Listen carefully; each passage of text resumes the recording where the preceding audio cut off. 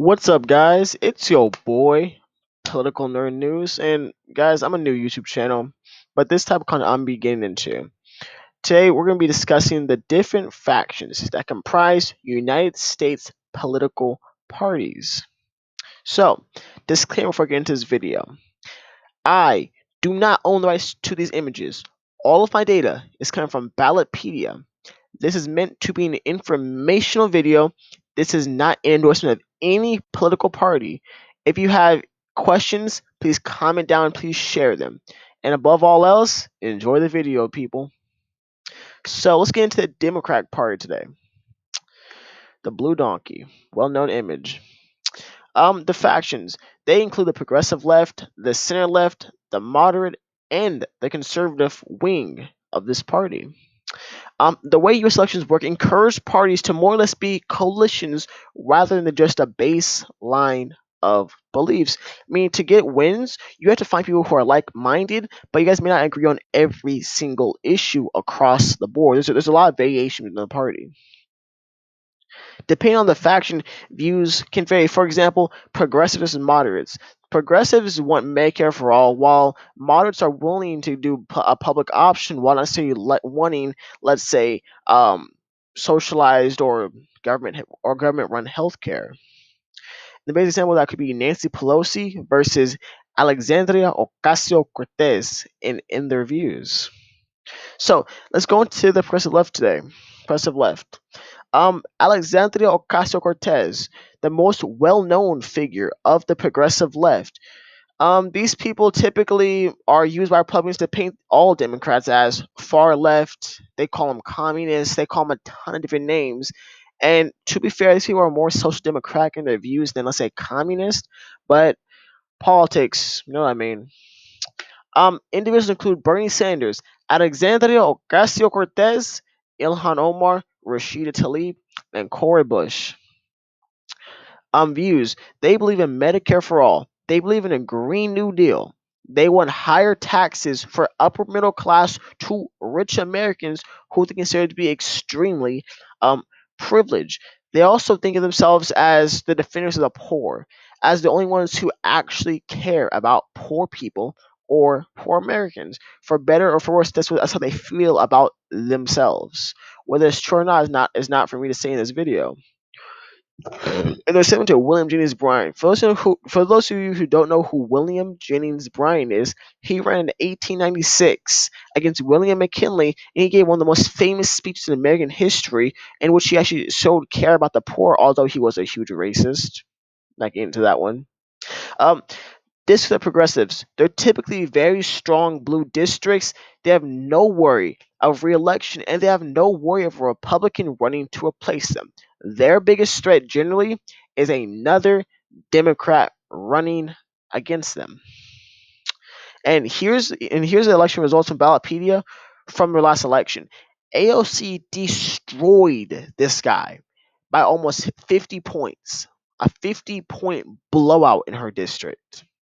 That's hard to do in today's political world unless it's a strong Democratic district.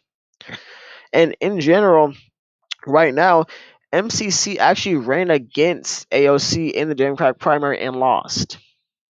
So let's talk about the center left today.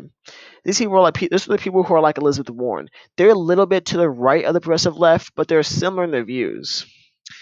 Typically, typically they agree on the problems that progressives have for this country or the problems that they see in the country, but they're more for a reform the system rather than a tear down the system, in which Medicare for all versus Medicare for all with the public option or Medicare for all with the line of private insurance are the two biggest differences between the center left and the progressive I can find today. Um, Individuals include Elizabeth Warren, Ed Markey, Pramila Jayapal, Josh Harder. Now, I want to let you guys know something. All these lists I'm making today, they don't limit who's in this coalition. These are the people who I know on a personal level who I would say fit this mold rather than a different mold. I could be wrong. I could be, but I'm probably not. Let's go into interviews. They believe in Medicare for all with the line of private insurance, lesser military spending, higher taxes, but only for the mega rich. And image. they they see themselves as allies to the progressives with a difference of opinion. That's how Elizabeth Warren and Bernie Sanders, for the most part, handled the primary. Bernie Sanders and Elizabeth Warren had different ideas or different ways to implement their policies, but they're mostly friendly until the end of the Democratic primary, where that got a little messy, to say the least. And here's what they found on the list: progressive left, center left. Now, let's talk about the districts of the center left. So the districts of the center left, they're typically also strong blue. They're typically the same as progressive districts. The biggest difference is who do they prefer as the candidate? Who do they want to run? That's the biggest difference. And a lot of times it varies into what the district wants, what the people in that area want. Do they want someone who's more likable, who could talk better? Do they want someone who's more moderate? It just really varies, but they're typically very strong blues still. And here's results for this.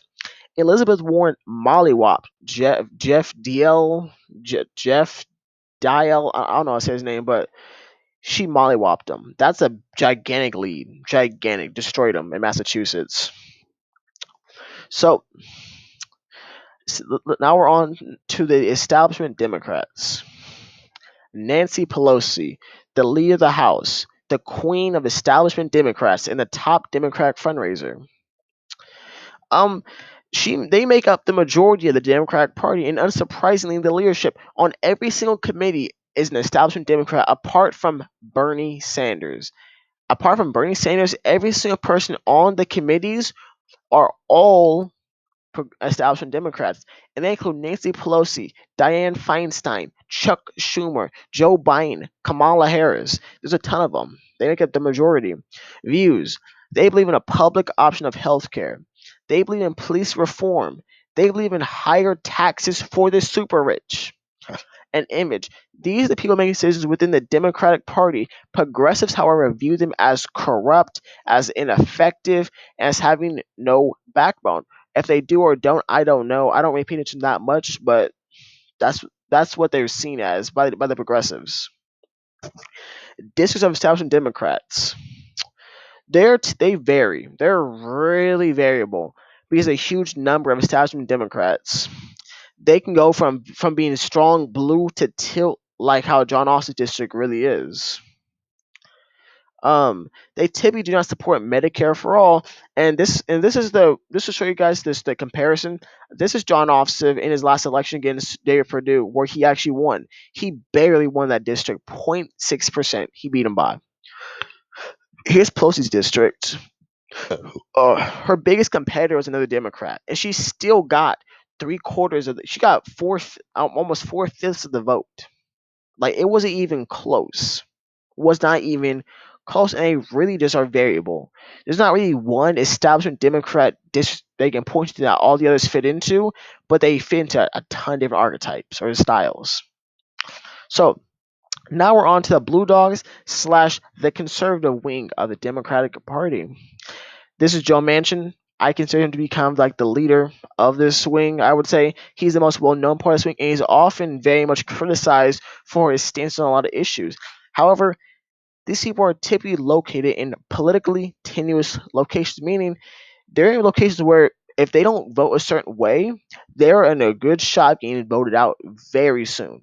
Very, very, very soon. And individuals include Henry Cuellar, who serves the El Paso district in Texas, Joe Manchin, senator for West Virginia, which won Trump by 50 points. Kirsten Sinema, senator for Arizona, which barely flipped blue. It barely went blue this year. And the views, they're typically, they can be pro-life, pro-same or high taxes. It just varies by where you're at. Where Joe Manchin's at, he has to be pro-life. He has to be pro-Second Amendment. He's from West Virginia, a very populist red state.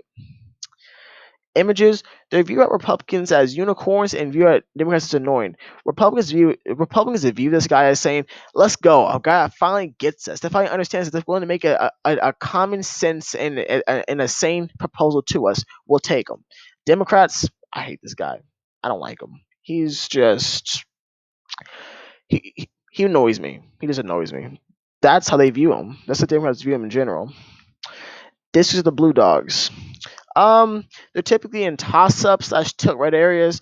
The most combo for Democrats is socially liberal slash fiscally conservative, meaning let's say pro-abortion, pro-gun control, and versus not wanting, let's say, Medicare for all, wanting to be less on spending in general. And they're really political dinosaurs in an ever polarized America. For example, in 2008, when Barack Obama took office, there was a ton in the Senate. I think there's about 10 of them there. There were about 10 people who made up blue dogs in the Senate, like Joe Lieberman, who actually crushed the public option version of Obamacare before we got the actual version we have today. And they're really a dying breed in the party. If Bill Clinton was still around, he would be considered a huge blue dog. And for what I mean by Plickton's location, let's look at this way quick. Donald Trump blew out Joe Biden by almost 50 points in West Virginia. This is what Joe Manchin did in the same time span. He got more votes in the Senate election than Joe Biden did for president in West Virginia. And he still almost lost. Had Rusty Holland not run, Patrick Morrissey likely would have beaten Joe Manchin in the race. There's a strong likelihood that he would have won. And in reality, you got to consider where you're at. Politics is local, and they're generally local, and it really varies for how people's views are shaped by the local areas where they run at. If you're too liberal or too conservative, you might not get in office. If you're too moderate on the flip hand, you might not get in office either. It just varies by district, I would say.